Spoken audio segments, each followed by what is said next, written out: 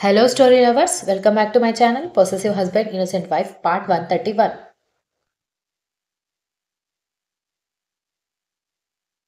ఏది ఎక్కువ కాకూడదు, ఏది తక్కువ కాకూడదు నానమ్మ. అనవసరంగా లేనిపోని స్కిన్ ప్రాబ్లమ్స్ వస్తాయని అంటూ పిల్లలిద్దరికీ నీట్గా పౌడర్ రాసి, జుబ్బాలు వేసి, తలకి మఫ్లర్ కట్టి, 2 చేతులకి, కాళ్ళకి గ్లౌజులు వేసి, కొంచెం ఎండ వచ్చిన తర్వాత గ్లౌజులు, మఫ్లర్స్ తీసేయండి.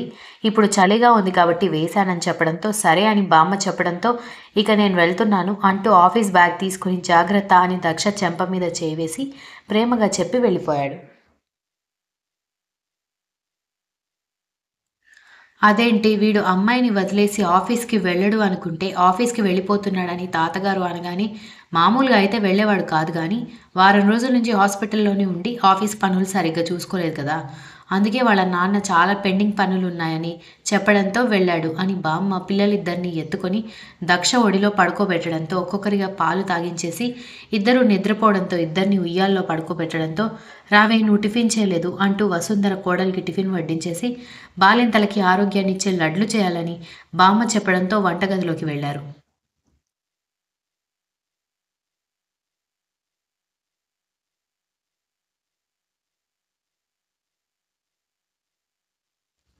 ఏం చేస్తున్నారు అని తాతగారు వంటగదిలోకి రాగానే, డ్రై ఫ్రూట్స్ లడ్డూలు చేస్తున్నాం మామయ్య గారు. బాలింత కదా, పైగా డెలివరీ టైంలో ఉమ్మనీరు, బ్లీడింగ్ చాలా అవుతుంది. అందుకే అదంతా మళ్ళీ పెరిగి విటమిన్ లోపం రాకుండా ఉండాలి కదా, అందుకే లడ్డూలు చేస్తున్నాం. దీనివల్ల పాలల్లో కూడా పోషకాలు పెరిగి అవి తాగుతున్న పిల్లలు కూడా ఆరోగ్యంగా ఉంటారు అనగానే, నాకు 2 లడ్లివ్వమ్మా అనగానే, మీ మామయ్య గారికి లడ్లిచ్చావనుకో బాగోదు అని విశాలాక్షమ్మ అనగానే, అయ్యో అంత ఆశగా అడుగుతుంటే ఇవ్వకుండా ఎలా ఉండమంటారత్తయ్య అనగానే, మనం బాగానే ఇస్తాం, తర్వాత షుగర్ ఎక్కువయ్యి గంతులు వేస్తాడు మీ మామయ్య, వద్దమ్మా అంది.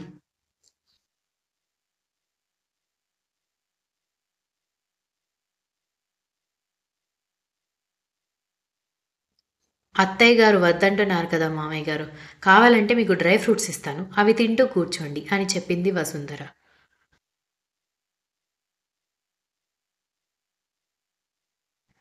అదేంటమ్మా అలా అంటావు, ఒక 2 లడ్లు తింటే ఏమవుతుందని తాతగారు రిక్వెస్ట్ చేస్తూ ఉంటే, అది 2 లడ్లతో ఆగదు, తర్వాత మరొక 2 లడ్లు, ఆ తర్వాత మరొక 2 లడ్లు అంటూ నేను లేని చూసి కోడల దగ్గర లడ్లు తీసుకోవడానికి వస్తారు.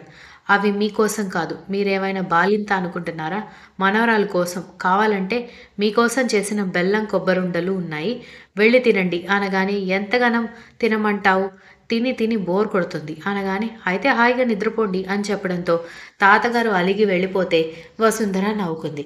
మహాలక్ష్మి ఎవరికీ తెలియకుండా తాతగారికి 2 లడ్లు తీసుకువెళ్ళిచ్చి, ఈ 2 మాత్రమే సరిపెట్టుకోవాలి పెదనాన్నగారు, ఇంకా అడిగితే నా వల్ల కాదు అని చెప్పడంతో, బంగారు తల్లి అన్నారు తాతగారు.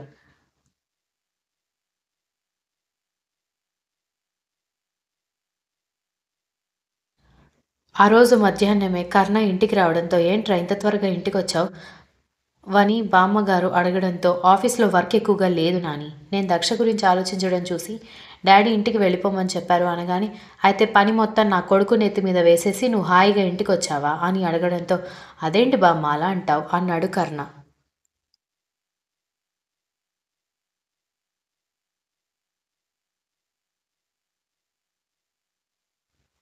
మరి అంతే కదా, ప్రపంచంలో నువ్వొక్కడివే మొదటిసారి తండ్రిగా మారినట్టు ఎందుకురా అంత కంగారు పడుతున్నావు, నేనున్నాను, మీ అమ్మ ఉంది, వాళ్ళమ్మ ఉంది, ఇంతమంది ఉన్నప్పుడు మేమందరం దాన్ని జాగ్రత్తగా చూసుకుంటాం కదా అనగాని, నువ్వు జాగ్రత్తగా చూసుకోవు అని నా ఉద్దేశం కాదు నానమ్మ, నేను దానికి పక్కన ఉండి చూసుకుంటే నాకు హ్యాపీగా ఉంటుంది అనగాని, ఆవిడేం మాట్లాడకుండా, సరేలే నీతో ఎంత మాట్లాడినా నీ దగ్గర ప్రతి ప్రశ్నకి సమాధానం ఉంటుంది, నేను వెళ్ళి కాఫీ తీసుకొచ్చి ఇస్తాను, ఈలోపు ఫ్రెష్ అవ్వు అని చెప్పడంతో, సరే నానమ్మ అంటూ వెళ్ళాడు.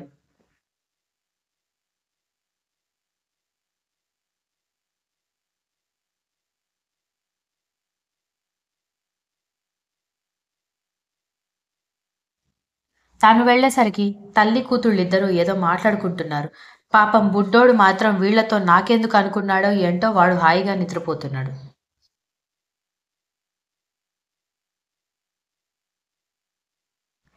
నీకు బాగా అల్లరి ఎక్కువైంది కన్నమ్మ. పాలు తాగ్గానే అన్నయ్య చూడు ఎలా నిద్రపోయాడో. నువ్వు కూడా నిద్రపోవాలి కదా! మమ్మీకి నిద్ర ఉండాలి కదా బంగారం. మీరు పుట్టకముందు మీ డాడీ నిద్రపోనిచ్చేవాడు కాదు. ఇప్పుడు మీరు పుట్టి మీరు నన్ను నిద్రపోనివ్వడం లేదు. ఇలా మీరు ముగ్గురికి ముగ్గురు నన్ను నిద్రపోనివ్వకపోతే నేనెప్పుడు నిద్రపోవాలి అని అడుగుతుంటే అంటూ తనకి వచ్చిన భాషలో ఏదో మాట్లాడుతున్న కూతుర్ని చూసి నవ్వుకుంటూ ఏంటి నిన్ను నిద్రపోనివ్వకుండా ఉండడానికే నేను పుట్టాను మమ్మీ అంటున్నావా అని అంది దక్ష.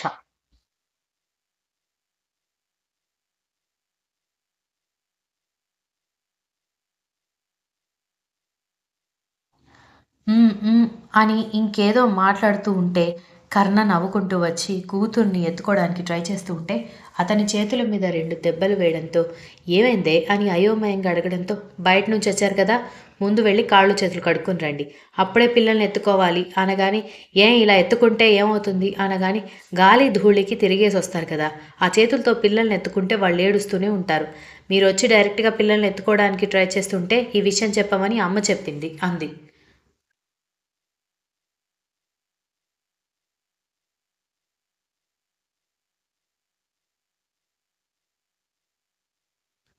కానీ నేను నడుచుకుంటూ రాలేదు గదా!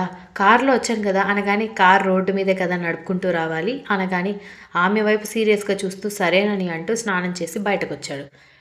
తండ్రి వైపు ఎటు తిరుగుతుంటే అటువైపు చూస్తున్న బుడ్డిదాన్ని చూసి నేనిక్కడున్నాను గదా! నన్ను జూడు.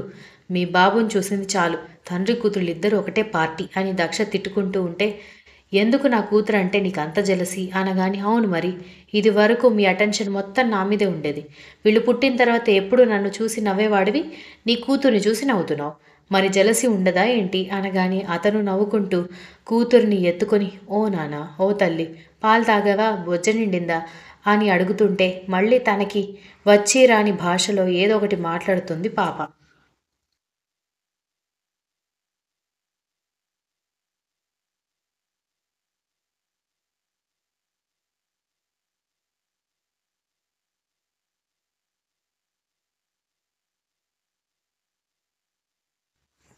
కూతుర్ని చూసి మురిసిపోతూ ఉంటే, మీకు ముందు పుట్టింది కొడుకు. కాస్త వాణ్ణి కూడా పట్టించుకుంటారా? అనగానే, వాడు నిద్రపోతున్నాడు గదే!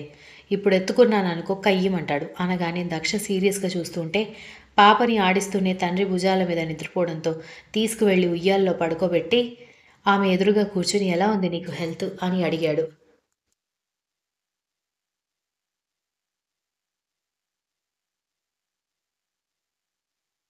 బాగానే ఉంది. కాకపోతే చల్లటి నీళ్ళు అస్సలు టచ్ చేయనివ్వడం లేదు. చల్లటి నీళ్ళు కూడా తాగనివ్వడం లేదు. కారంతోనే భోజనం పెడుతున్నారు. అందుకే నేను గొడవ చేస్తున్నానని డ్రై ఫ్రూట్స్‌తో లడ్డు చేస్తోంది అమ్మమ్మ. అనగానే పర్వాలేదు హెల్తీగా ఉంటుంది తిను. పిల్లలేమైనా మాటి మాటికి లేచి ఏడిపిస్తున్నారా? నిన్న నైట్ లేచావా? అనగానే 4, 5 సార్లు పిల్లలు లేచి ఏడ్చారు. నాకస్సలు మెలకువ రాలేదు. అమ్మ చూసుకుంది అనగానే అప్పుడు వాళ్ళ నానమ్మ మాటలకి అర్థం ఏంటో తెలుసుకున్నాడు కర్ణ.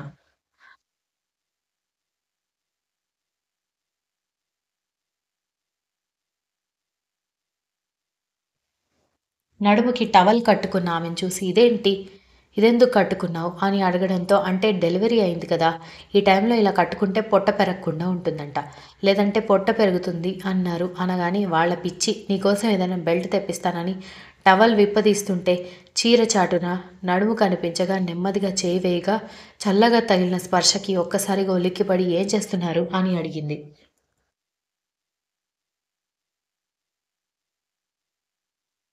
అంటే మరి బాగా గ్యాపొచ్చింది కదా! అనగానే ఆ! వస్తే అని కళ్ళు ఎగరేసి అడగడంతో ప్లీజ్ ప్లీజ్ అని రిక్వెస్ట్ చేస్తుంటే తమాషాలు చేయకండి. ఇప్పుడు నేను బాలింతని. కాబట్టి మీరు కొన్ని రోజులు కంట్రోల్‌లో ఉండాలి అని చెప్పడంతో ప్లీజ్ ప్లీజ్ అని రిక్వెస్ట్ చేస్తుంటే మీరెంత రిక్వెస్ట్ చేసినా సరే నేను మాత్రం ఒకటే మాట మీద ఉన్నాను అని చెప్తూ ఉంటే ఆమెని దగ్గరికి తీసుకున్నాడు.